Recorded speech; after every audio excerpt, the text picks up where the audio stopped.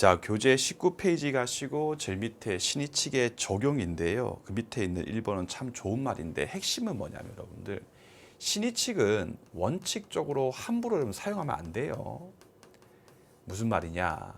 갑하고 을 사이에서 어떻게 계약을 했을 때는 계약 준수의 원칙이라고 하는 게 있기 때문에 갑과 을이 둘 사이에서 합의를 통해서 결정했던 부분은 존중해야 될 문제이기 때문에 법원이 함부로 신의칙에 근거해 가지고 막 개입하면 안 됩니다. 다만 예외적으로 특별한 사유가 있었을 때, 특별한 사정이 있었을 때 예외적으로 신의칙이 개입을 해 가지고 수정 등을 가하는 거다라고 하는 이 뉘앙스를 파악하시면서 한 번만 쭉 대충 읽으면 됩니다. 같이 한번 빨리 읽어봅시다. 민법 제2조 신의칙은 백지 조항이다. 뭔가 비어 있고 이런 거다 그 말이죠. 따라서 개별적인 사안마다 융화가 필요하다. 일반적으로는 한쪽 자 갑이 상대방 을에게 믿음을 공여하거나 객관을 와갔을 때 상대방 을 같은 경우가 어떠한 믿음을 갖게 됐어요. 근데 니은범 이러한 상대방 을의 신이 믿음에 반해서 갑자기 갑이 권리를 행사했고 갑이 그렇게 을한테 권리 행사한 걸 가만히 보니까 정의해 봤을 때 용납될 수 없는 특별한 상태까지 이르렀을 경우에는 예외적으로 법원이 딱 개입해가지고 야 이거는 신의칙에 반하니까 이렇게 하면 안 된다라고 하는 거다. 해서 디귿번 이때에도 일단 유효하게 성립한 갑과 을 사이의 계약상 책임을 신의칙 같은 일반 원칙에 의해서 제한을 가하는 것은 신중을 기해서 극히 조해라. 그 말꼴 원칙적으로 존중해주고 함부로 개입하지 말고 신중을 기해서 진짜 뭔가 특별한 사유가 있고 문제가 있었을 때만 신의칙에 근거해가지고 개입을 해서 축소를 시키든지 내용에 대해서 변경 등을 가해라까지 문구 정도 읽으시면 되지 절대 암기까지 할 문구는 아닌 부분입니다. 그 다음에 20페이지 가신 다음에 제일 위에 있는 2번 또 보시면요. 첫 줄이 포인트죠. 상대방 을에게 신뢰를 준 적이 없고요. 상대방 을이 신뢰 가지는 게 정당한 상태도 없어요. 그러면 상대방 을의 신의 믿음에 대해서 전혀 보호할 필요성이 없는 것이기 때문에 갑이 을한테 권리 행사하는 것이 정의를 봤을 때도 별 문제가 없었을 경우에는 갑의 권리 행사를 신의칙에 근거해 가지고 제한을 가하면 안 되기 때문에 신의칙에 반한다고 볼 수 없다. 신의칙에 반하지 아니한다. 이렇게 읽어주시면 되겠고요. 같은 내용입니다. 그 다음에 2번 적용 범위입니다. 원칙적으로 신의칙은 이제 옛날 말이지만 킹 왕짱이거든요. 해서 모든 법률 관계를 규제, 지배하는 대원칙에 해당한다까지 하시고요. 그 민소법도 나오게 됩니다. 3번에 보시면 한 개의 1번 제목에 보시면 최후에 갖다 쓰는 거다까지 하신 다음에 이 말이다. 같은 말이죠. 함부로 막 갖다 쓰지 마라. 그래서 아까 했던 그 초등학교 학교 건물 사건이죠. 조금 침범했다 그 말이죠. 이랬을 때 법원 같은 경우는 딴 걸로 전혀 할 게 없었을 때 우리가 배웠던 임대차 계약 등등등에 근거해 가지고 피고 을을 보호할 방법이 전혀 없었을 때 최후의 신의칙에 반한다. 혹은 권리 남용이기 때문에 갑 청구에 대해서 기각을 시키는 거지 무조건 다른 권리에 대해서 아무것도 검토하지 않고 그냥 바로 야 갑 너 청구는 신의칙에 반하는 거야 절대 그렇게 하면 안 된다까지 기억하시면 되겠습니다. 밑에 3번의 점도 뒤에 나옵니다. 해서 제한 능력을 이유로 취소하는 것도 강행법규에 근거해 가지고 취소를 구하는 것이기 때문에 함부로 신의칙에 의해서 제한을 가하는 것이 허용되지 않는데 좀 뒤에 다시 나올 거니까 한번 읽고 넘기시면 되겠습니다. 이제 제2간 부분 가시면 신의칙의 파생원칙 있죠. 로마자 1번 사전 변경 원칙. 계약했을 때 전혀 예상하지 못했던 중대한 변경이 생겨가지고 갑과 을이 제일 처음에 했던 계약의 내용을 계속 고수하는 것이 오히려 정의에 반하고 신의칙에 반했을 경우에는 사전 변경 원칙에 근거해가지고 계약 관계를 해소시킬 수 있는 해제권 같은 것들을 부여하는 게 바로 사전 변경의 원칙이다까지 의의는 대충 보시면 되고요. 밑에 2번의 인정 여부에 대해서 목차 갑은 볼 거 없고요. 21페이지 보시면 판례 입장 있지 않습니까? 아주 옛날에는 매매 계약 같은 것들은 일시적 계약이죠. 한번 만나가지고 돈 받고 물건 주고 헤어지는 매매 계약 같은 경우는 사전 변경의 원칙이 적용될 수 없다는 듯한 판시를 한 적이 과거에 있었는데요. 그 뒤에 판례가 정확하게 입장 정리해서 한 주 밑에 판례는 민법 제2조 신의칙에 근거해가지고 매매 계약 같은 것들도 사전 변경 요건만 구비했으면 해제 등에 대해서 가능하다 인정하고 있다까지 하신 다음에 그 밑에 있는 목차 납언 어떤 요건이 필요한가 이제 그게 중요합니다. 그래가지고 요건 옆에다가 노트 12번이라고 적어두신 다음에 다시 기본기 한참 공부하다 보면 취소도 소구표가 있고 해제의 경우도 소구표가 있기 때문에 한참 하다 보면 공부를 선생님 해제하고 취소의 차이점이 뭡니까? 라고 하는 생각이 들거든요. 자, 취소는 의사표시 성립 과정 중에 뭔가 하자가 있는 거예요. 과정 중에. 그래가지고 제한 능력 5조 이하, 착오, 사기와 같이 의사표시의 형성 과정 중에 뭔가 하자가 있었을 때가 취소의 문제인 것이고 말고요. 계약이 성립하고 난 이후에 채무자의 채무 불이행 같은 후발적 사유가 바로 해제의 문제다까지 기억하시고 사유의 차이점 공부했고 아마 다다음 시간 정도에 효과상 차이에 대해서 민법 제551조에 근거해가지고 채무 불이행에 근거한 손해배상 책임을 물을 수 있는지 없는지에 대한 차이점도 뒤에서 배울 거니까 한번 듣기만 하시면 됩니다. 그래가지고 이번 사례인데 여러분들 이 사례 자체가 나오진 않고요. 문구 정도만 알면 되는데 조금 이해가 필요해서 준비한 사례이기 때문에 집중 듣고 다음부터 민법책 혼자 보실 때는요. 이 사례까지는 공부하지 마시고 제가 밑줄 긋고 강조하는 문구 정도만 잘 보시면 충분합니다. 그래서 의시가 이제 제주도였거든요. 제주시에서 이제 토지 매각 공고를 냈습니다. 그래가지고 갑 같은 경우가 그 땅을 산 거예요. 이때 갑이 땅을 샀던 이유는 뭐냐면 그 바다가 쫙 보이는 그런 땅이었거든요. 거기다가 건물을 지어가지고 음식점 장사를 해야지라고 생각하고 땅을 샀는데 알고 보니까 땅을 지을 수 없게 된 거였거든요. 해서 갑이 이제 을한테 더 이상 자기한테 그 땅이 필요 없으니까 이미 지급했던 매매 대금에 대해서 돌려받기 위해서 생각을 하는데 일단 매매 계약이 유효하고 별도의 문제가 없어가지고 가나에 근거해가지고 민법 제741조에 근거해가지고는 반환 청구할 방법이 전혀 없는 거예요. 더 나아가서 해제에 대해서 보니까 첫 번째 법정 해제라고 하는 것, 즉 채무 불이행을 이유로 해제하는 건데 이걸 하려면 상대방 을 같은 경우가 채무 불이행이 필요하거든요. 근데 을이 갑한테 정상적으로 토지에 대해서 인도했고 민법 제186에 근거해가지고 등기도 다 줬기 때문에 을이 체불을 한 것도 없었어요. 그러니까 안 되고 합의 해제 또 배웠죠 여러분들 청약과 승낙의 합치 갑이 을한테 헤어지줘 줄래 하면 을이 오케이까지 했을 때 이루어지는 계약인데 을이 그렇게 안 해주니까 니은번도 안 되는 거예요. 그럼 어떻게 하지라고 고민하다가 내가 처음에 이 땅을 살 때는 음식점 건물을 짓기 위해서 땅을 산 건데 그 뒤에 토지의 용도 등이 변경돼 가지고 더 이상 건물을 지을 수 없기 때문에 나 사전 변경의 원칙에 근거해 가지고 해제해 가지고 다시 을한테 매매대금 돌려받을래 라고 하면서 소송을 제기했던 거예요. 하니까 우리 판례가 다시 우리 교재 21페이지 상단에 목차 가번에 보시면 인정 여부 있죠. 그거에 기초해 가지고 판례 만약에 요건을 우리가 몇 개 요구할 텐데 그거를 너가 다 충족했으면 매매 계약 같은 경우도 사전 변경 원칙에 근거해 가지고 해제하는 거 가능은 하다. 근데 사안의 경우에 요건 충족했는지 여부에 대해서 한번 살펴보자. 그래가지고 목차 나번에 요건에 보시면 기읍번 첫 줄 끝에 예견할 수 없었던에서 없었던이라고 하는 말에 방점을 찍으세요. 없었던.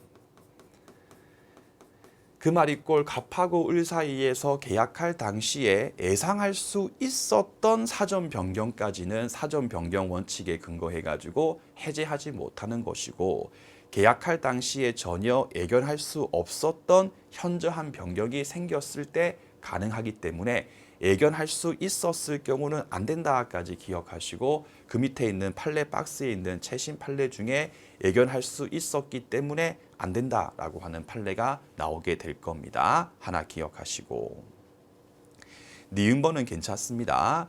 디귿번에 보시게 되면요.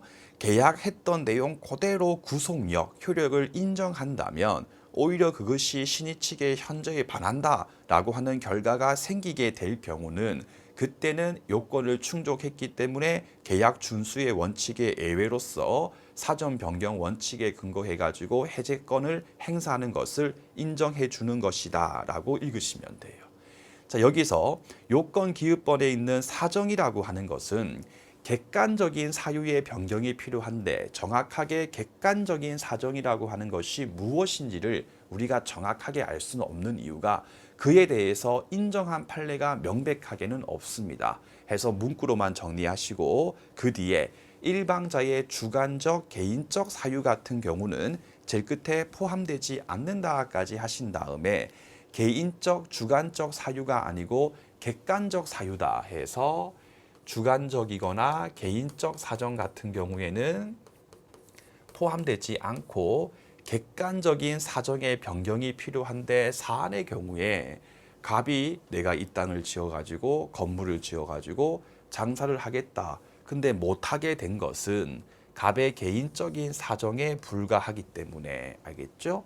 요건 충족을 결국은 못했기 때문에 갑은 해제할 수가 없으니까 을을 상대해 가지고 내가 준 돈 매매대금 돌려줘라고 할 수 없다까지 정리를 하시면 되겠습니다. 해서 없었던이라고 하는 말 기억하시고 객관적인 게 필요하기 때문에 주관적 개인적 사유가 포함된다라고 하면 틀린 질문이고 포함되지 아니한다라고 하면 옳은 질문 처리하시면 되겠습니다. 해서 밑에 있는 판례 1번부터 보시겠습니다. 첫 줄에 보시면 계약 성립의 꺽쇠 기초가 되지 않았던 사정 맞죠? 기초가 됐던 사정이 변경됐을 때 사전 변경의 원칙이 나올 수가 있는데 처음부터 그거는 갑하고 을 사이에서 계약할 때 아무것도 아니었던 사정인 거예요. 그럼 그게 여러분들 변경되든 말든 무슨 관계 있겠습니까? 해서 처음부터 계약의 기초가 되지 않았던 사정이 그 후에 변경됐다 하여도 그 다음 줄 그대로 계약 관계를 유지시키는 것이 신의 측에 반한다고 볼 수 없다. 그 말이 처음부터 계약의 기초가 아니었던 사정은 변경됐다 해도 사전 변경 원칙에 근거해 가지고 해제할 수 없으니 계약 관계를 없앨 수 없으니 계속 유지해라 이렇게 읽으시면 되겠습니다. 그 다음에 2번에 보시면 한 줄 밑에 사전 변경을 예측 예견할 수 있었다면 없었던 게 아니고 있었을 경우라면 맞죠? 사전 변경 원칙에 근거해 가지고 해제할 수 없다까지 읽으시면 되겠고요. 밑에 3번 판례 보시면요. 매매 계약하고 9년 지났다는 것만 가지고 만자에 체크하신 다음에 사정 만에 만이라고 하는 글자 있죠, 여러분들. 자, 시측 파트에서는요. 그것만 가지고 뭐 해제할 수 있다, 뭐 남용이다 하면 다 틀린 질문이에요. 그것만 가지고는 항상 부족하고 그 밖에 다른 요건이 더 필요하거든요. 해서 매매 계약하고 9년 지났고 그 매매 계약의 목적물이었던 X 토지의 시가가 올랐다는 사정만 가지고는 사전 변경 원칙에 근거해 가지고 해제권 행사할 수 있다고 볼 수 없다. 해제권 행사할 수 없다까지 읽어주시면 되겠습니다. 다음에 4번은 조금 별표 치신 다음에 중요한 최신 판례거든요. 근데 한 번만 제 설명 들으시면 돼요. 자, 돈을 빌려주는 사람의 이름을 대주 또는 채권자라고 하시면 되고 여러분들이 갑이 돼보세요. 그리고 돈을 빌려 쓰는 사람의 이름을 차주, 채무자라고 하시면 돼요. 그래서 갑하고 을 사이에서 계약해가지고요. 자, 6개월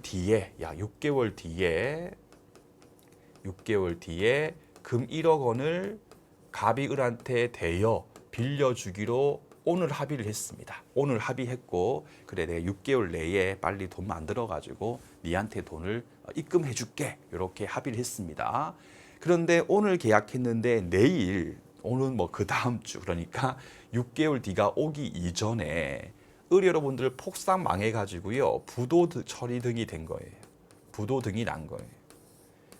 자, 여러분들이 갑이라면 이렇게 상대방 차주을이 이미 망해서 내가 이거 을한테 입금해줘봐야 을이 나한테 갚을 수가 없을 것이라고 하는 가능성이 매우 농후한데, 야 그래도 네가 6개월 뒤에 을한테 1억 원 입금하기로 했으니까, 계약했으니까 을한테 입금해야지라고 갑한테 여러분들 강요하면 되겠습니까? 어차피 입금해봐야 을이 지한테 못 갚을 건데, 맞죠 여러분들? 이것도 바로 사전 변경에 해당하는 것이기 때문에 갑 같은 경우는 판사님 제가 물론 을한테 6개월 뒤에 금 1억 원을 입금하기로 합의했지만서도 일주일 지나가지고 을이 이미 폭삭 망해서 돈 줘봐야 저한테 못 갚을 것임이 명백한 경우에 해당하는 사전 변경이 인정되는 것이기 때문에 저에게 을에게 돈을 입금해라고 강요하지 마십시오. 저 의무 이행을 거부하겠습니다 라고 할 수 있다까지 상식에 기초해 가지고 읽으시면 되겠고요. 여러분들이 한번 갑의 입장이 돼 보십시오. 아주 쉽게 이해가 되실 겁니다. 그래가지고 4번 채판에 보시면 사전 변경이 생겼고, 이것 때문에 당초 원래 했던 계약 내용 그대로 대여 의무를 갑한테 이행케 하는 것이 오히려 신이 측에 반하게 되는 경우에는 대주인 갑 같은 경우는 조금 미안하지만 대여 의무의 이행을 거부할 수 있다까지 읽어주시면 되겠습니다. 5번입니다. 사전 변경에 대해서 애경 가능성이 있는지 없는지는 추상적으로 애매하게 볼 게 아니고요. 개별적 사안에 맞춰가지고 종합적으로 고려해가지고 판단이 필요한 거다. 해서 한 줄 밑에 보통 일반적인 한적인 사람의 입장에서 볼 때 갑과 을이 사전 변경에 대해서 애견했을 경우라면 그렇게 계약을 하지 않았을 것이다. 즉 갑과 을이 그 계약할 당시에, 이 사안이 이제 그 미국의 이민 비자 사건인데 알 필요 없고요. 그 계약할 당시에 그러한 점에 대해서 예측했을 거라면 그렇게 계약을 하지 않았을 것이다 라고 생각되는 경우라면, 맞죠? 그걸 몰랐으니까 그렇게 계약을 한 것이기 때문에 애경 가능성이 없다까지 읽어주시면 되겠습니다. 그 다음에 22페이지 가신 다음에 매우 중요한 게 2번이고 너무 오래 쉬었기 때문에 아마 올해 시험 문제에서 나올 것 같아요. 제일 위에 있는 1번과 2번, 물론 2번에 비교라고 표시가 돼 있지만 1번과 2번 두 개 묶어서 VS, 제가 하는 VS라고 하는 말은 비교해라 그 표시니까 이렇게 하시든 혹은 비교라고 쓰시든 알아서 하시면 되겠습니다. 노트 13번을 보시겠습니다. 자, 보증이라고 하는 것은 갑이 을한테 돈을 대여할 때 채무자의 을의 신용만 믿고 돈을 빌려주기 힘든 채권자 갑을 마음을 이해하는 거거든요. 해서 담보라고 하는 게 크게 두 가지가 있다. 인적 담보가 있고 물적 담보가 있거든요. 그래서 인적 담보가 지금부터 우리가 볼 보증인이고요. 그 제3자 병이 채권자 갑과 보증 계약을 맺고 보증을 쓰는 겁니다. 그래서 이 보증인이라고 하는 것은 시험 범위가 채권 총론 파트 제일 뒤에서 공부했기 때문에 우리 시험 범위에 해당하기 때문에 꼼꼼하게 공부를 해야 되고요. 말고 물적 담보, 여기 있는 물이라고 하는 말이 물건을 담보로 준다는 거거든요. 가장 흔한 게 X 아파트를 은행에 담보로 맡긴다라고 했을 때 그 담보는 이른바 저당권이라고 하는 것을 말합니다. 얘는 물건이기 때문에 물건법상의 문제거든요. 따라서 모든 내용에 대해서 다 공부할 수는 없는 것이고요. 민총 채권법과 긴밀하게 연결되는 게 몇 군데 나옵니다. 소멸시효 등등등에서. 그때 필요한 한도 내에서만 공부를 하시면 된다까지 해놓고요. 자, 위에 있는 보증의 경우는 다시 크게 두 가지로 나누어지는 유형이 있거든요. 첫 번째가 보증 쓸 때부터 주 채무가 500으로 이렇게 특정돼 있는 경우 해서 특정 채무에 대해서 보증을 쓰는 경우거든요. 어떤 경우냐면 갑이 진짜 돈을 빌려 쓴 주 채무자, 그리고 채권자 을은행이 갑한테 빌려준 500이라고 하는 채권, 그러면 을이 봤을 때는 500 채권이라고 부르시면 되고, 갑이 왔을 때에는 500 채무라고 하시면 되니까 500 채권 채무라고 읽으시면 됩니다. 요 500 채권 채무에 대해서 병이 을하고 보증 계약을 쓴 건데, 다시 보증 계약은 채권자 을과 보증인 병이 하는 겁니다. 절대 채무자 갑이랑 병이 하는 거 아닙니다. 채권자 을과 보증인 병 사이에서 이루어지는 게 민법상 보증 계약이다. 해서 보증 계약의 내용이 뭐냐? 채권자 을님아, 혹시 갑이 당신한테 500 갚지 못하면 제가 대신 보증 책임을 지겠습니다. 대신 갚아드리겠습니다. 라고 하는 게 보증 계약이거든요. 이렇게 특정 채무에 대해서 보증을 섰을 경우에는 병이 보증 쓸 당시에 자기의 보증 책임액이 500이다 라고 하는 부분에 대해서 충분히 예견할 수 있었기 때문에, 알겠죠? 특정 채무에 대해서 보증을 섰을 경우는 특정 채무의 보증은 보증 계약을 사전 변경 원칙에 근거해 가지고 해지하는 것이 아예 처음부터 인정되진 않습니다. 다만 신의 측에 근거해 가지고 정말 특별한 사유가 있었을 때 보증 책임 액수를 조금 제한을 가하는 것은 이건 다 인정됩니다. 이건 항상 인정되기 때문에 뭐 2번은 뭐 그냥 된다고 아시면 되는 거고, 1번이 포인트입니다. 특정 채무에 대해서 보증을 섰을 때는 보증 쓸 때부터 나의 보증 책임액이 500이냐 알고 있기 때문에 사전 변경 원칙에 근거한 보증 계약을 해지할 수 없다라고 정리하시면 됩니다. 근데 그게 아니고요. 계속적 보증, 불특정 채무에 대해서 계속적 보증이라고 하는 게 있거든요. 그래서 우리 여러분들 지하철 타게 되면 그 아크릴판이 있고 광고판 있지 않습니까? 앞에 보면 여러분들 명함이 하나씩 있거든요. 한번 보시면 대표이사님 모십니다. 월 600 드립니다. 돼 있거든요. 여러분들 월 600만 원만큼 주는 대표이사라고 하는 자리를 굳이 여러분들 지하철에서 명함으로 광고할 필요 뭐 있겠습니까? 저도 하고 싶은데 그런 절대 하시면 안 돼요. 그게 뭐냐면 이른바 바지 사장으로 내세우기 위함이거든요. 근데 이제 갑께서 그 사실을 모르고 진짜 해가지고 이제 찾아간 거예요. 하니까 아이고야 뭐 얼굴도 좋으시고 다 좋으시네요. 오늘부터 대표이사님 하시죠 하면서 책상도 주고 명패도 주고 대우를 해줍니다. 근데 그 다음날 그 A 회사 쪽 경리분께서 갑한테 와가지고 대표이사님 각종 뭐 서류가 필요하기 때문에 사인하시고요. 인감 주십시오라고 하는 거예요. 그래서 갑이 하여가 준 거예요. 하니까 알고 보니까 A 회사가 을은행으로부터 보통 이제 금융권 중에 이가 많아요. 아무튼 돈을 빌릴 때 대표이사의 보증을 요구하거든요. 그 보증을 세우기 위해서 바지로서 갑을 모신 거예요. 이때 여러분들 을이 A한테 처음에는 500을 빌려주고 1억을 빌려주고 10억을 빌려주기 때문에 500은 특정된 게 아니고 계속 보증 채무액이 늘거든요. 이게 바로 불특정 채무라고 하는 거고, 이러한 채무에 대해서 일정 기간 동안 발생했던 모든 주채무에 대해서 일정 한도의 범위 내에서 갑이 보증을 쓰는 게 바로 계속적 보증이라고 하는 거예요.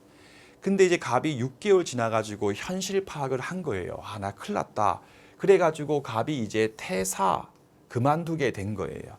그만두면서 나 이제 대표이사 자리에서 퇴사했다고 하는 사전 변경이 인정되기 때문에 나 보증 계약에 대해서 사전 변경 원칙에 근거해 가지고 해지하겠다라고 했을 때 이거는 인정하는 게 판례 입장이다. 그 이유가 뭐냐면 특정 채무에 대해서 보증을 쓴 경우와 달리 이 경우는 처음부터 갑이 보증 쓸 때에 보증 채무액이 얼마인지에 대해서 충분히 예측했던 경우가 아니로서 차이를 보이기 때문에 사전 변경 원칙에 근거해 가지고 해지를 할 수 있다.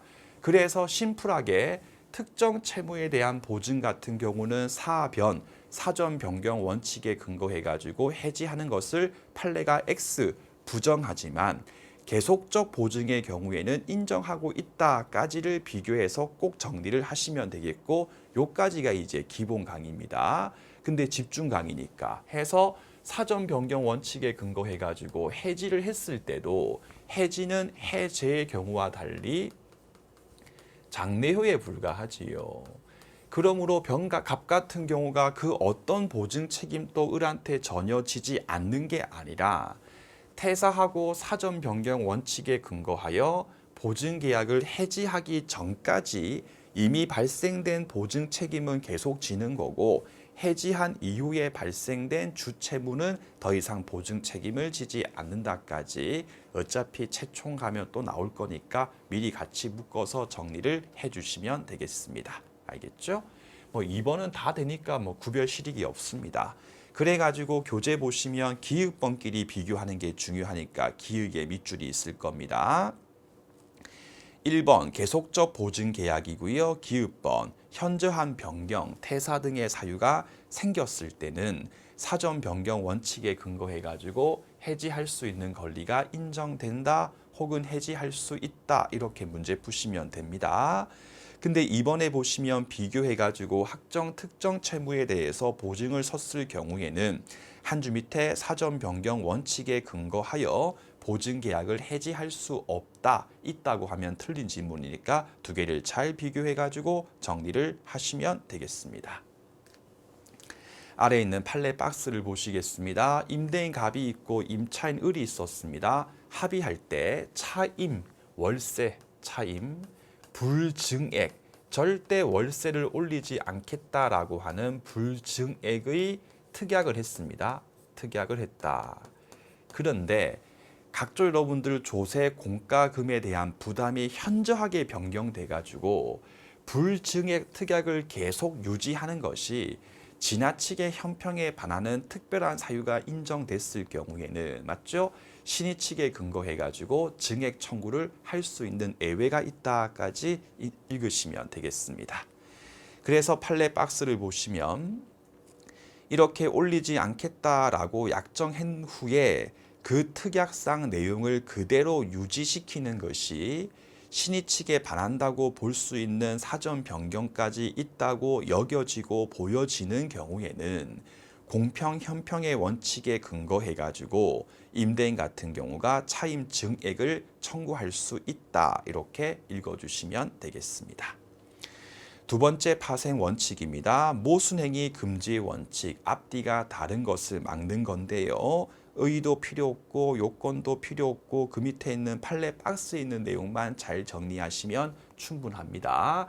노트 14번이라고 적어두신 다음에 이제 이것도 충분히 이해할 수 있을 겁니다. 자, 갑소유의 X주택이 있는데요. 임차인 을이 살고 있었거든요. 그죠? 근데 갑이 이제 A한테 가가지고 이 X주택을 담보로 맡기면서 돈 좀 빌려주세요 라고 할 때는요, A은행이 X주택에 대해서 담보 가치를 평가해가지고 보통 한 60% 내외 정도로 돈을 이제 빌려주거든요. 근데 그 X주택에 우리가 배웠던 임차인이 있고 이 임차인께서 주임법 등에 근거해가지고 각종 대항력 등을 갖추고 있었을 때는 나중에 경매가 됐을 때에 A은행이 돈을 충분하게 돌려받지 못할 수 있기 때문에 은행 같은 경우가 목적물 X주택에 대해서 현황 조사를 했는데 임차인 등이 거주하고 있었을 경우에는 담보 가치가 하락하기 때문에 돈을 조금밖에 빌려주지 않습니다. 그래가지고 집주인 갑이 을한테 뛰와가지고 을한테 부탁을 했습니다. 을리만 내가 소고기 살 텐께 혹시 A은행의 담당 직원이 와가지고 당신 뭐요? 라고 물었을 때 저는 그냥 임차인이 아니고 단순 동거인에 불과합니다 라고 말해주세요 라고 갑일한테 부탁을 한 거예요. 하니까 을이 소고기 한두 점 얻어먹고 알겠습니다 라고 해가지고 A은행한테 을이 말하기를 저 임차인이 아니에요. 그냥 무상으로 거주하고 있어요. 단순 동거인에 불과하고 저 임차인이 아닙니다. 라고 먼저 A한테 선행 행위를 했던 거예요. 근데 그 뒤에 만약에 갑이 A은행한테 대출금을 착실하게 다 변제했으면 이 판례 안 나옵니다. 갑이 A한테 돈을 변제 못했죠. 그래가지고 A은행이 빡쳐가지고 X주택에 대해서 현금화 시켜서 돈을 받기 위해서 경매를 딱 붙인 거예요. 해가지고 경매가 되니까 뒤늦게 을이 이제 와가지고 나 임차인이다, 나 그냥 못 나간다. 요렇게 했을 경우에 요 나 임차인입니다 라고 하는 을의 주장에 효력이 인정될 수 있는지 없는지가 이 사건의 쟁점이 되는 거거든요. 그러니까 보시면 제일 처음에 을은 나 임차인 아니에요 라고 했었어요. 그러니까 A은행은 이 말을 믿고 돈을 듬뿍 갑한테 대출을 했습니다. 근데 뒤에 자기한테 불리해지니까 이제 와가지고 나중 와가지고 또 임차인입니다. 아닌데요 입니다. 모순되죠. 이렇게 모순적 행위를 했을 경우는 모순행위 금지의 원칙, 같은 말이 금반원의 원칙 같은 말인데 듣기만 하시면 됩니다. 그 원칙에 반하는 것이기 때문에 나중에 했던 후행행위의 주장은 효력이 인정될 수가 없는 것이기 때문에 그냥 쫓겨나게 된다까지 이해를 하시면 되겠습니다. 그럼 다시 이제 판례 교재 오신 다음에 1번 또 핵심만 착착착 읽으시면 돼요. 한 줄 밑에 임차인 을이 한 줄 밑에 저 임차인 아니고요. 무상으로 거주하고 있어요. 라고 해놓고 나중에 경매 등이 쭉쭉쭉 되니까 나중 가가지고 저 임차인이에요 라고 하는 것은 신의칙에 위반되므로 허용되지 않는다까지 읽어두시면 되겠고요. 뒤에 이거는 이제 필요 없는 내용 또 뒤에서 배울 거니까 그 밑에 있는 2번이 바로 물권법상 주제인데 우리 시험 또 잘 나오니까 이제 한 번만 더 설명을 드릴게요, 여러분들. 자, 취득시효라고 하는 게 있어요. 소멸시효 친구거든요. 취득시효. 시효라고 하는 말이 시간의 효력이란 뜻이거든요. 그럼 소멸시효는 어떠한 권리가 일정 기간이 지났을 때 없어지고 소멸되는 게 소멸시효고 그거는 이제 민법 총칙이니까 우리가 다 공부를 해야 될 부분이고 그럼 취득시효는 뭐냐? 일정한 시간이 지났고 요건을 구비했을 때 X 토지에 대한 소유권을 취득할 수 있는 게 바로 취득시효입니다. 해서 이렇게 땅이 하나 있고요. 땅이 이제 갑소유거든요. 보통 이 경우에 갑을 원소유자, 원래 땅 주인 갑이라고 부릅니다. 그런데 갑땅을 을이 20년 넘게 20년 동안 각종 우리가 알 필요 없는 요건 등을 구비해 가지고 점유를 해 가지고 이른바 취득시효를 완성시키게 되면 민법 제245조 제5조 제1항에 보게 되면 을은 취득시효 완성을 이유로 갑을 상대해 가지고 갑아 조금 미안한데 내가 취득시효 완성시켰기 때문에 너 나한테 X 토지에 대해서 이전 등기 해줘야 돼 라고 해가지고 을이 승소해서 을 명의로 X 토지에 대해서 소유권 이전 등기를 마치면 을이 X 토지의 소유권을 취득할 수 있는 제도가 있습니다. 알겠죠? 근데 이 사건의 경우에 을이 먼저 갑한테 선행행위 먼저 뭐라고 했냐면 나 따옴표가 이제 을이 갑한테 이야기하는 겁니다. 나 너한테 그 어떤 권리도 주장하지 않을게, 행사하지 않겠다 이렇게 얘기를 한 거예요. 그래서 갑이 이제 안심하고 있었어요. 근데 그 뒤에 대뜸 을이 한 1년 지나가지고 야 미안한데 내가 취득시효를 다 시켰기 때문에 민법 제245조 1항에 근거해가지고 너 나한테 이전 등기 해줘라고 이전 등기를 청구를 이렇게 구했던 사건이거든요. 딱 보는 순간 제일 처음에는 선자죠. 내 니한테 권리 주장 안 할게 라고 했다가 또 이제 와가지고 이전 등기 해줘 라고 하니까 역시 두 개를 묶어보면 모순되죠. 그럼 결국 또 모순행위 금지의 원칙에 근거해가지고 나중에 이루어진 행위는 효력이 없기 때문에 이전 등기를 행사할 수 없다. 신의칙에 반한다. 이렇게 그대로 이해를 하시면 되겠습니다. 하고 여러분들 취득시효 완성에 의해서 발생된 이전 등기 청구권이라고 하는 개념은요. 나중에 채권 양도라든지 소멸시효 등등등에서 종종 나오기 때문에 20년 동안 요건을 구비해서 취득시효를 완성시키게 되면 점유자 을이 원땅 주인 갑을 상대해 가지고 취득시효 완성을 이유로 이전 등기를 청구할 수 있구나라고 하는 개념 정도는요. 꼭 기억을 지금 하시면 되겠습니다. 해서 2번 판례 보시면 완성 이후에 그 사실을 모르고 땅 주인 갑한테 니한테 어떤 권리도 주장하지 않을게라고 했다가 익히시죠. 이에 반해서 모순해가지고 다시 시효 주장하는 것, 그 말이 취득 시효 완성시켰으니까 이전 등기 해주세요라고 요구하는 것은 다른 별도의 사유가 없는 이상 모순되기 때문에 신의 측에 반하므로 나중에 이전 등기를 청구하는 것은 허용되지 않는다까지 그대로 읽어주시면 되겠습니다. 그 다음에 23번의 목차, 4번의 목차, 나번은 매우 중요한 내용인데 일단 원칙부터 읽어보겠습니다. 여러분들 대법원이 국회가 만든 강행법규를 무시하면 안 되겠지요. 해서 원칙부터 읽어볼게요. 판례는 효력 규정인 강행법규에 위반된 무효 내지 취소 주장을 신의 측에 반한다라고 보아 배척해버리면 국회가 만든 강행법규의 입법 취지를 몰각시킬 우려가 있으므로 한번 끊고 이러한 주장, 강행법규 위반된 무효 취소 주장은 원칙적으로 신의 측에 반한다고 볼 수 없다. 그 말일꼴 강행법규 위반에 의해서 무효예요 라고 주장해도 신의 측 위반이 아니기 때문에 무효임을 주장할 수 있다. 이렇게 읽으시면 되겠고 이게 무슨 소리입니까? 했을 때 그 밑에 있는 판례 1번과 2번 중에 2번부터 먼저 보고 위에 있는 1번은 나중에 우리 민총 뒤에 무효 취소 파트에 가가지고 뭔가 배우고 다시 와서 제가 다시 한 번 더 설명을 드리겠습니다. 해서 2번 사안이 이 사안이거든요. 자, 갑이 있고요. 이제 을 같은 경우가 증권 회사입니다. 주식할 때 하는 거 있죠, 여러분들. 이랬을 때 갑하고 을 사이에서 을 측의 임직원이 갑한테 우리를 믿고 10억을 투자해라. 일정한 수익금에 대해서 보장을 해주겠다라고 합의했거든요, 여러분들. 그 합의는 처음부터 무효입니다. 왜 무효냐? 증권거래법에 의해서 무효화시키고 있는데 그 이유는 만약에 수익금 약정에 대해서 효력을 인정해버리면 50%만큼의 손실이 생겼을 때 을증권회사가 그 손실 부분에 대해서 메워줘야 되거든요.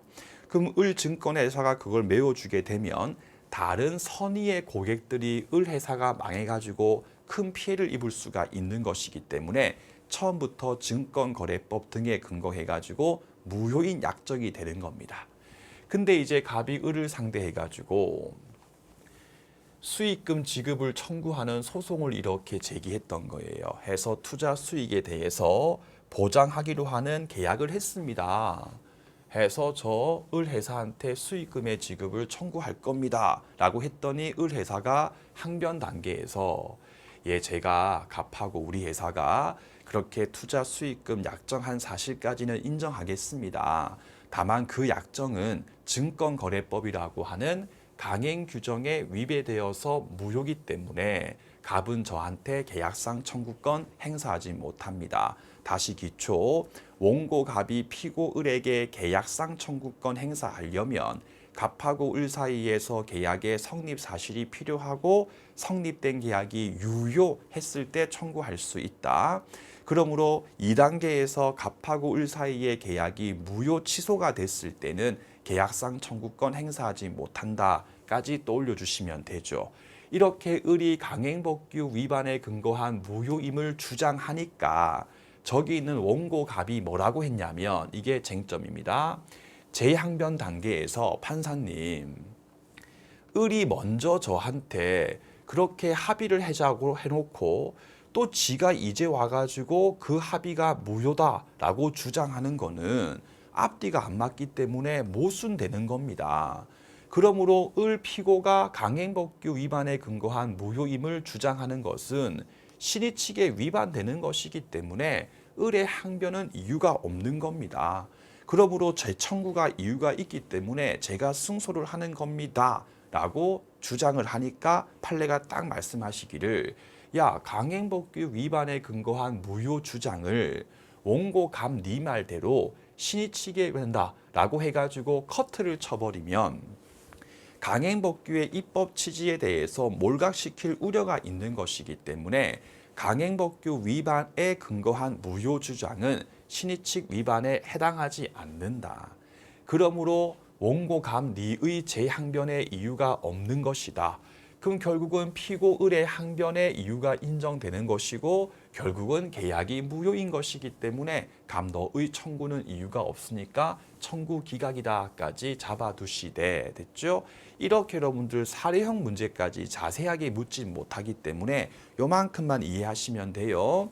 강행법규 위반에 근거한 무효 주장은 원칙적으로 신의 측에 위배되지 아니한다까지만 이해를 하시면 되겠습니다. 그래서 그 밑에 있는 1번 패스하고 뒤에 배울 거니까 2번 보시면 강행법규에 위반해서 무효인 약정이 비록 상대방 을 회사가 먼저 고객값에게 제의해서 합의가 됐다 하여도 그 말이죠.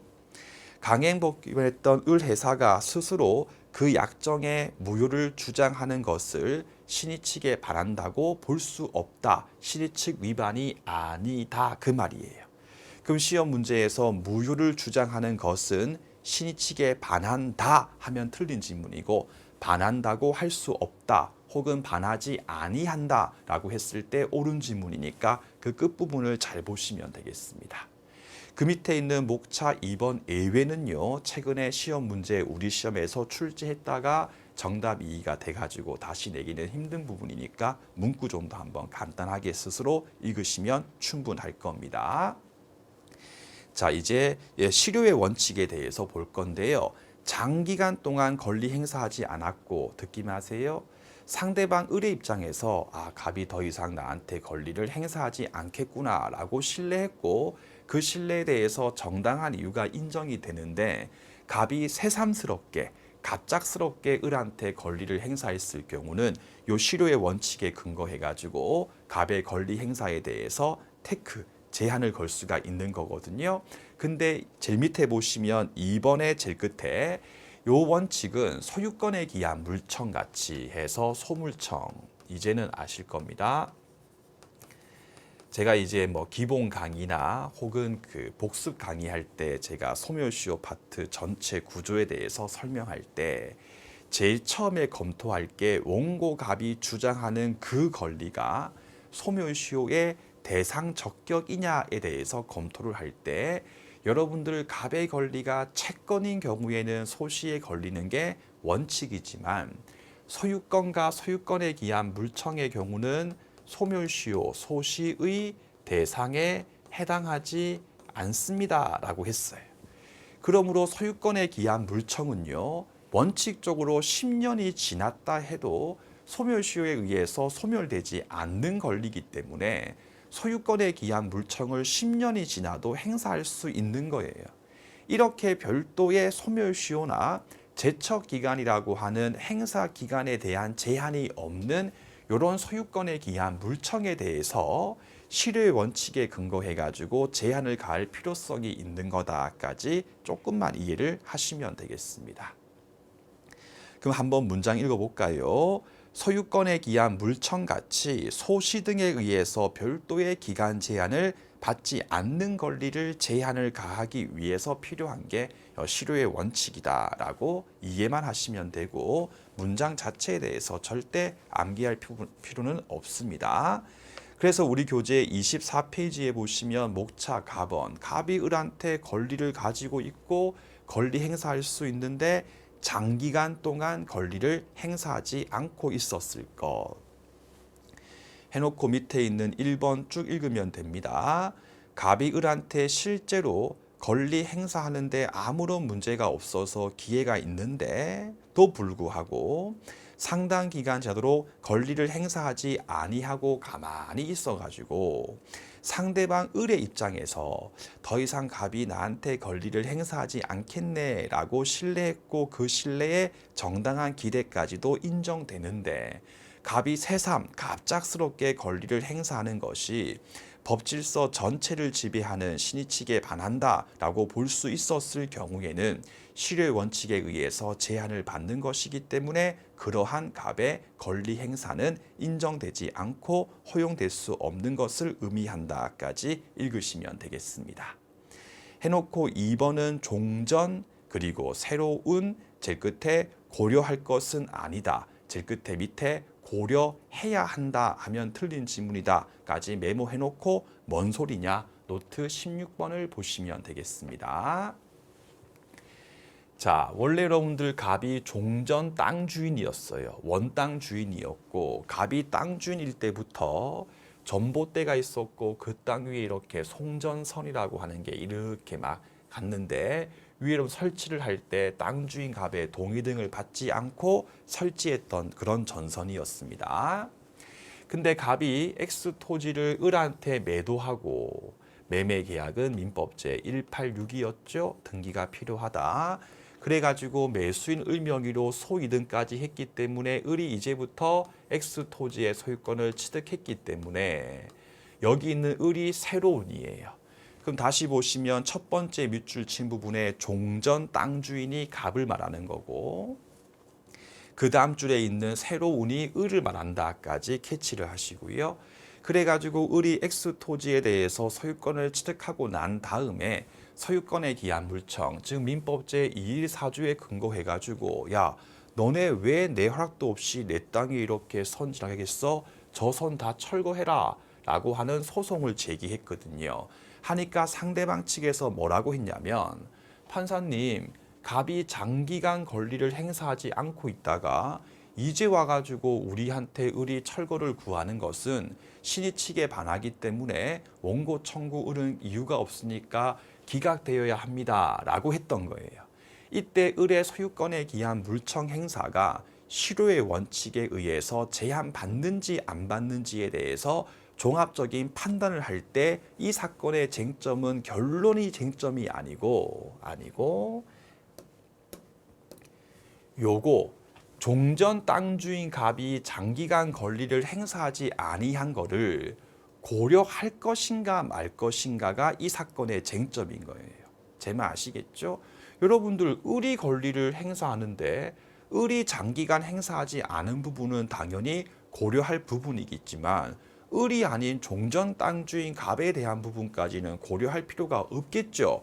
해서 이 사건의 쟁점은 이거에 대한 결론이 쟁점이 아니고 실효의 원칙에 근거해가지고 커트 칠까 말까에 대해서 판단할 때에 종전 땅 주인 갑이 장기간 권리를 행사하지 아니한 부분은 고려할 바가 아니다. 이게 쟁점인 거예요. 그럼 시험 문제에서 종전 갑의 장기간 행사하지 아니한 부분의 경우도 고려해야 한다라고 하면 틀린 질문 처리를 꼭 하시면 되겠습니다. 알겠죠? 그럼 다시 교재를 보시면 종전 새로운 고려할 것은 아니다. 고려해야 한다라고 하면 틀린 질문이구나 라고 생각하시면 되겠습니다. 그 다음에 목차 나번입니다. 상대방 을의 입장에서 더 이상 행사 안 하겠네 라고 신뢰했고 그 신뢰에 대해서 정당성이 인정이 될 것. 1번 판례 제일 끝에 만자 확인하시고 없다까지 확인하신 다음에 다시 읽어볼까요? 한 줄 밑에 점유자 을에게 땅 주인 갑이 부당이득 반환 청구권을 장기간 행사하지 아니했던 사정만 가지고는 부족하기 때문에 알겠죠? 실효 원칙에 의해서 제한을 가할 수가 없는 것이다 해서 장기간 행사하지 아니한 사실 더하기 상대방 을의 입장에서 더 이상 땅 주인이 나한테 행사하지 않겠구나 라고 믿었고 그 믿음의 정당한 사유 기타 등등등이 더 필요하기 때문에 그것만 가지고는 부족하다. 이렇게 이해를 하시면 되겠습니다. 밑에 있는 2번 또 그냥 한 번 정도 간단하게 읽으시면 됩니다. 첫 줄에 징계 면직 처분에 했던 을 같은 경우가 포인트 아무런 이유 없이 퇴직금에 대해서 수령을 했다 해서 판사할 필요 없습니다. A 회사가 있고요. 회사가 있고 을이 이제 일했던 근로자분이신데 그렇죠? 이제 A가 을한테 면직 처분 내린 거예요. 면직 처분을 내렸어요. 그러니까 처음에는 이제 을이 야, 이 면직 처분은 부당하다라고 다투려고 했는데 A 같은 경우가 퇴직금 등을 공탁소에 공탁 등을 하니까 을이 어떻게 했냐면 제일 처음에 먼저 퇴직금에 대해서 별도의 이의도 하지 않고 그냥 수령했어요. 퇴직금을 수령하고 열심히 다른 일을 했어요. 열심히 다른 일을 했습니다. 하다가 나중에 한 2년이 지나가지고 갑자기 이제 을이 A를 상대해 가지고 요 면직 처분 처음부터 무효다, 해고 처분 무효다, 무효 확인의 손을 제기하는 거는 맞죠? 을이 여러분들 아무런 이도하지 않고 퇴직금에 대해서 수령하고 했다. 이 부분은 A가 했던 면직 처분에 대해서 스스로 자인, 인정했으니까 퇴직금에 대해서 받은 거겠죠. 맞죠, 여러분들? 이게 여러분들 계속적으로 을이 무효다, 다툴 생각이었으면 퇴직금에 대해서 을이 수령을 하지 않았어야 되겠죠. 해서 다 받고 난 다음에 2년 등의 시간이 지난 다음에 요 면직 처분에 대해서 무효 확인 따위를 구하는 것은 실효 원칙, 신의 측에 반하기 때문에 허용될 수가 없다까지 결론만 정리하시면 되겠습니다. 그래서 한 주 밑에 2년 등이 지나간 다음에 제기했던 해고 무효 확인 청구는 제일 끝에 신의치 등에 위배돼서 허용될 수가 없다까지 읽어주시면 되겠습니다. 밑에 있는 판례도 최근에 변리사 기출 문제거든요. 자, 듣기 마세요, 여러분들. 갑이 있고요, 을이 있는데 갑하고 을 사이에서 매매 계약했어요. 근데 을이 채무 불이행을 했어요. 해서 이미 갑이 해제권을, 형성권인 해제권을 갑이 취득을 했어요. 가지고 있었어요. 근데 갑이 을한테 장기간 해제권에 대해서 행사하지 않고 가만히 있었고요. 또 갑이 을한테 계속 뭔가 요구를 하면서 달라고 해가지고 상대방 을의 입장에서는 갑이 해제권 행사하지 않겠구나라고 믿었고 그 믿음의 정당한 이유까지 다 인정이 됐어요. 근데 갑이 갑자기 새삼스럽게, 새삼이란 말이 갑작스럽게 해제권을 행사하는 경우에는 형성권인 해제권 행사의 경우도 실효의 원칙에 의해서 제한될 수 있다까지 핵심만 이해하시면 쉽습니다. 그래서 한 주 밑에 해제권을 장기간 행사하지 않고요. 한 주 밑에 상대방 을은요, 더 이상 갑이 그 해제권을 행사하지 않겠구나 라고 신뢰했고요. 그 다음 주 끝에 신뢰한 데 대해서 정당한 사유까지도 인정되는데 그 후에 새삼 갑작스럽게 갑이 해제권을 행사하는 것은 신의 측에 반하기 때문에 허용되지 아니한다까지 읽으시면 다 이해가 되실 겁니다. 3번 보실 거 없고요. 25페이지입니다. 당연히 소송법상 권리의 경우도 실효의 원칙이 적용되는데 자, 적용될 수 없는 권리 하나 중요한 게 있었죠. 밑에 각주에 보시면 관련 판례 7번 각주가 있고요. 인지 청구권 옆에 노트 17번이라고 적어두신 다음에 인지 청구권 친상법상 내용이지만 우리가 배우는 민총 등하고 밀접하게 관련이 있기 때문에 약간의 이해가 필요한 권리다 해서 천륜에 죄다. 갑하고 을이 사이에서 병이란 A가 나왔는데 갑하고 을이 법률상 부부가 아니었다. 단순히 커플 사이 등에 불과했을 경우에는 이때 이 병애기의 그런 명칭을 혼외자, 혼인 외의 자, 혼외자라고 부르는 겁니다. 자, 이때 여러분들 을은 병을 직접 낳았다고 하는 출산이라고 하는 사실이 인정되기 때문에 모을하고 그 다음에 자병 사이에서는 별도의 다른 절차 없이도 법률상의 친족 관계가 곧바로 인정이 됩니다. 그래서 을은 병한테 양육 의무를 지고요. 혹시 을께서 사망 등을 하게 되면 곧바로 병한테 상속권 등이 다 인정이 됩니다. 그런데 모자가 아니고 부자 해서 갑하고 병, 부자 사이의 경우는요. 갑하고 병, 부자, 아버지하고 자식 사이에서는 원칙적으로 법률상의 관계가 인정되지 않습니다. 그래서 아직까지는 갑이 병한테 양육 의무를 지지 않기 때문에 양육비 등을 지급할 의무가 아직은 없습니다. 그래가지고 그 한국 남자분들께서 해외 나가가지고 아기 낳고 버리고 와가지고 소송 등을 계속 생기는 거예요. 더 나아가서 갑이 사망해도 아직까지는 병에게 상속인의 지위가 인정되지 않거든요. 이러한 사실상의 관계를 법률상의 관계로 승격시키는 게 바로 인지라고 하는 거고요. 인지가 있게 되면 병이 출생한 때로 소급해가지고 갑하고 병 사이에서의 법률상 지위가 인정돼 버리기 때문에 소급해가지고 인지가 있게 되면 그때부터 병측도 갑한테 아빠 양육비 주세요라고 양육비의 지급을 청구할 수 있게 되고요. 인지가 있게 되면 그 뒤에 아버님 갑께서 사망했을 때에도 병에게 상속인의 지위 등이 다 인정이 되는 거예요. 제 말 아시겠죠? 근데 실제 사안의 경우는요. 갑이 본처 A가 있었고요. 여기 있는 을이 그 일본에 계셨던 그런 첩이었거든요. 해서 일본에서 갑이 대기업 회장님이셨는데 무슨 말 했는지 말 못하겠고요. 아무튼 이제 아버님께서 남편분께서 일본 가가지고 현지 첩과의 관계에서 병을 낳은 사실을 본처 A가 아신 거예요. 그래가지고 본처 A 같은 경우가 병하고 한테 가가지고 야 내가 너한테 30억 줄 테니까 너네 절대 내 남편한테 인지 같은 거 요구하지 마라. 요렇게 포기하기로 인지청권 더 이상 행사하지 않기로 합의했던 거예요.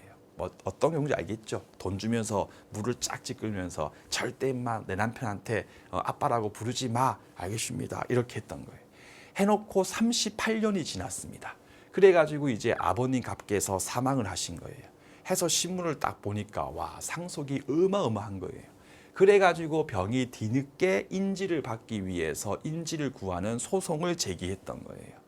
하니까 이제 A 측에서 뭐라고 했냐면 아니 그 옛날에 내가 돈을 주면서 더 이상 인지청권 행사하지 않기로 해놓고 이제 와가지고 갑자기 또 인지를 구하는 거는 실효의 원칙에 반하기 때문에 허용될 수 없습니다 라고 하니까 판례가 말씀하시기를 야 인지청권은 천륜에 기초한 아버지요 라고 부르는 권리 아니냐.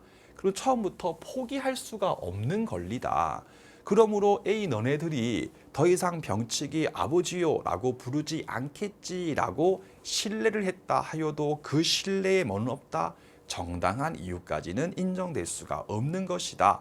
그러므로 인지청권 행사할 수 있고 행사해도 실효의 원칙에 의해서 제한을 가할 수가 없다까지 정리를 하시면 되겠습니다. 다만 이 긴 썰은 이해하기 위함이기 때문에 제가 지금 책에 밑줄 친 것만 읽고 정리하시면 됩니다.